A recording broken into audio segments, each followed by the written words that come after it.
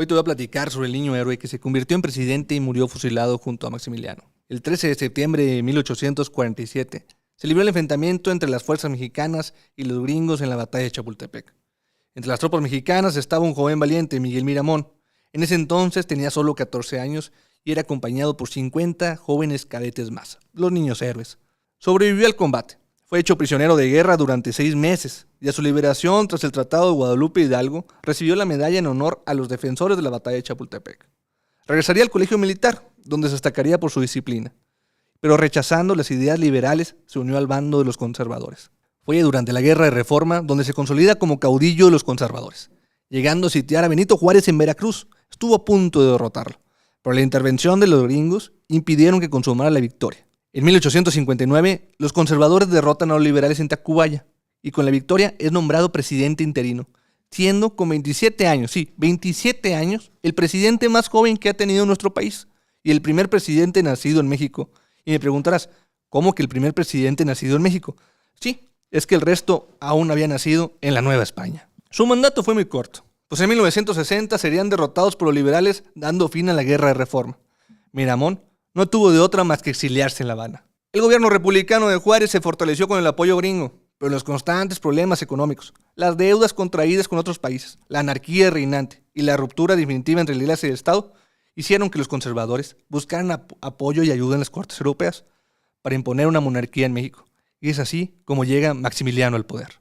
Miguel Miramón regresa a la capital del país a ofrecer sus servicios al Imperio Mexicano el 28 de julio de 1863.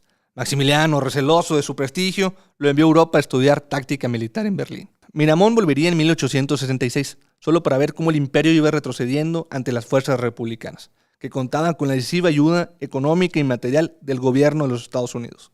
Maximiliano, abandonado por Napoleón III, finalmente se apoya en los militares conservadores que había relegado, principalmente en Miramón, para levantar un ejército mexicano que sostuviese su imperio, pero ya era demasiado tarde.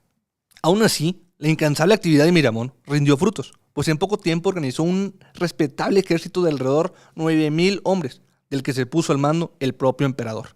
En febrero de 1867, a pesar de las fundadas objeciones de Miramón que le decía ¡ay no, ay no, ay no!, el general Leonardo Márquez persuadió a Maximiliano para que estableciera como base de operaciones la ciudad de Querétaro. Esta decisión fue muy poco inteligente, pues esa plaza presentaba mayores dificultades de defensa que la sede de los poderes imperiales en la Ciudad de México, además de ser susceptible de ser sitiada por completo, sin posibilidad de auxilio exterior, como en efecto ocurrió a partir de marzo. El general Miramón planteó romper el sitio, pero antes de llevarlo a cabo, el fin se precipitó, con la traición del coronel Miguel López, quien en la madrugada del 15 de mayo entregó la vital posición de la Cruz a los sitiadores, quedando la ciudad en manos de los liberales. Maximiliano fue apresado junto con el general Mejía y pronto fue detenido también Miramón. Los 3 personajes fueron sometidos a juicio y condenados a muerte. Los 2 generales, como el emperador mexicano, aceptaron su suerte con valentía. Los reos fueron conducidos al Cerro de las Campanas, llegando allí a las 7 de la mañana. Maximiliano les dio el lugar de honor, diciendo las siguientes palabras al general Miramón. General, un valiente merece honores de soberano a la hora de la muerte. Permítame que le ceda mi lugar.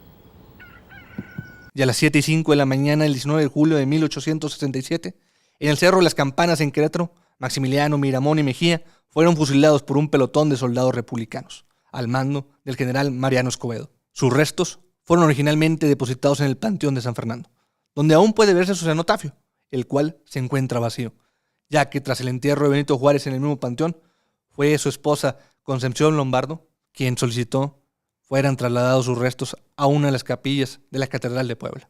No podía permitir que su marido descansara en el mismo lugar que su verdugo. Esto es Nación Norteña, y esta fue la otra historia.